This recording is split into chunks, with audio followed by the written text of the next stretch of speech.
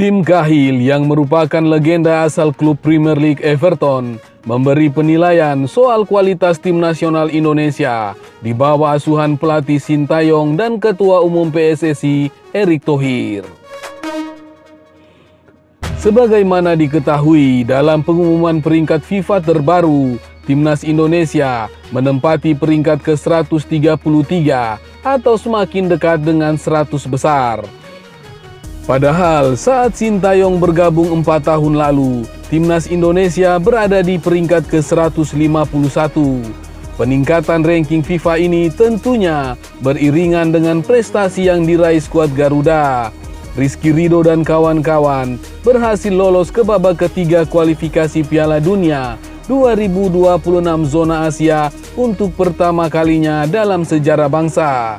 Sebelumnya, Timnas Indonesia juga berhasil tembus ke babak 16 besar Piala Asia 2023. Sayang, langkah anak asuh Sintayong harus terhenti oleh Australia. Maka dari itu, legenda Everton Tim Cahill memberikan pendapatnya soal kualitas Timnas Indonesia hari ini di bawah Sintayong dan tangan dingin Erick Thohir. Mereka harus bangga karena perkembangan sepak bola Indonesia, terutama dengan performa yang ditampilkan di Piala Asia U23, kata Tim Cahill kepada Harimau Malaya belum lama ini. Dia melanjutkan, Ketua Umum PSSI Erick Thohir melakukan pekerjaan yang luar biasa dalam memimpin sepak bola Indonesia. Selain soal kepemimpinan Erick Thohir dan kepiawaian Sintayong dalam meramu pemain, Tim Cahill juga menyoroti kualitas Liga Indonesia yang berhasil melahirkan banyak pemain muda berkualitas. Belum lagi basis penggemar yang cukup besar membuat Timnas Indonesia selalu mendapat dukungan dimanapun bertanding. Liga adalah poin yang sangat bagus karena memiliki penggemar yang bersemangat dan pemain muda yang bagus, kata Tim Cahill. Dia juga melihat semakin banyaknya pemain muda Indonesia yang berkarir di luar negeri. Tidak hanya bermain di liga, tetapi juga di luar negeri. Saya berharap yang terbaik untuk semua tim. Ini akan menjadi perjalanan yang panjang bagi kita semua, ucapnya. Tim Cahill yang kini menjabat sebagai Direktur Teknik Tim Nasional Qatar itu berpendapat setiap tim yang berlaga di putaran ketiga kualifikasi ini akan menghadapi jalan yang berliku. Saya pikir ini menarik bagi banyak tim Asia karena ada lebih banyak kesempatan. Melihat 3 grup ini sangat-sangat sulit, ujarnya. Namun, legenda tim nasional Australia itu menilai hal ini wajar mengingat pintu Piala Dunia semakin dekat. Sementara itu, sejumlah pemain abroad Indonesia yang bermain di Eropa mulai unjuk gigi.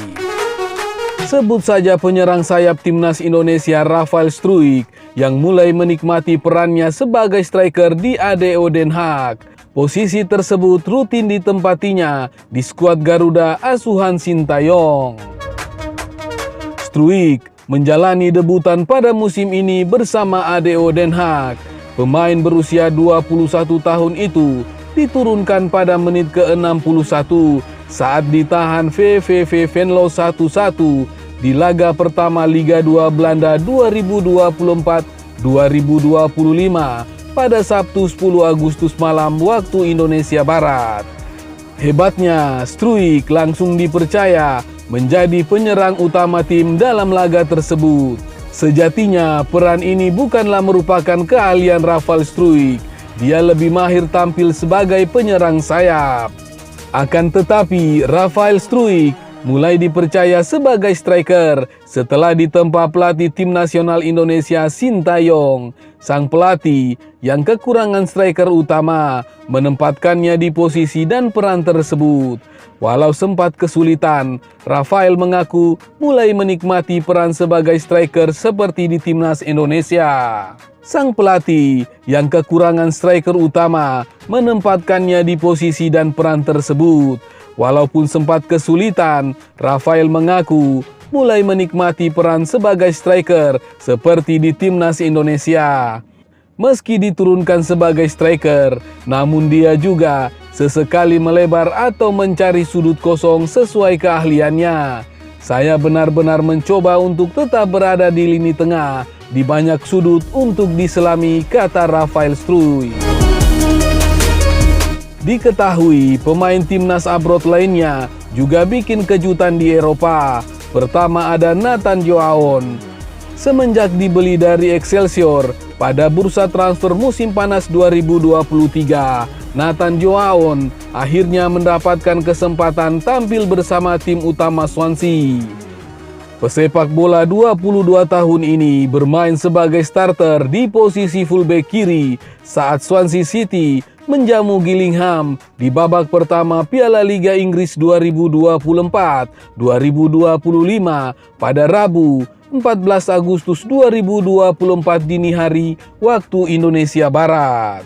Nathan Joaon tampil prima dan membantu The Swans, julukan Swansea City, menang dengan skor 3-1 dan berhak lolos ke babak kedua Piala Liga Inggris 2024-2025. Harapannya, kesempatan ini membuka jalan Nathan Joaon untuk mendapatkan menit tampil yang banyak bersama Swansea City musim ini. Ujung-ujungnya tentu saja adalah timnas Indonesia yang diuntungkan jika skill dan pengalaman Nathan Joaon meningkat. Kedua adalah Elkan Bagot. Setelah resmi didatangkan Blackpool FC pekan lalu, Elkan Bagot akhirnya mendapatkan kesempatan bermain. Setelah cuma duduk di bangku cadangan akhir pekan lalu, bek dengan tinggi badan 196 cm ini tampil sebagai starter saat Blackpool tandang ke markas Burton Albion di babak pertama Piala Liga Inggris 2024-2025.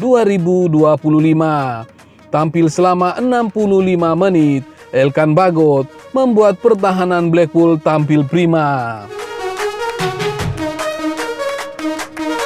Sebelumnya, pengamat sepak bola Indonesia Tommy Welly atau kerap disapa Bung Towel terus menyerang program naturalisasi yang dilakukan PSSI dengan Sintayong sebagai pelatihnya.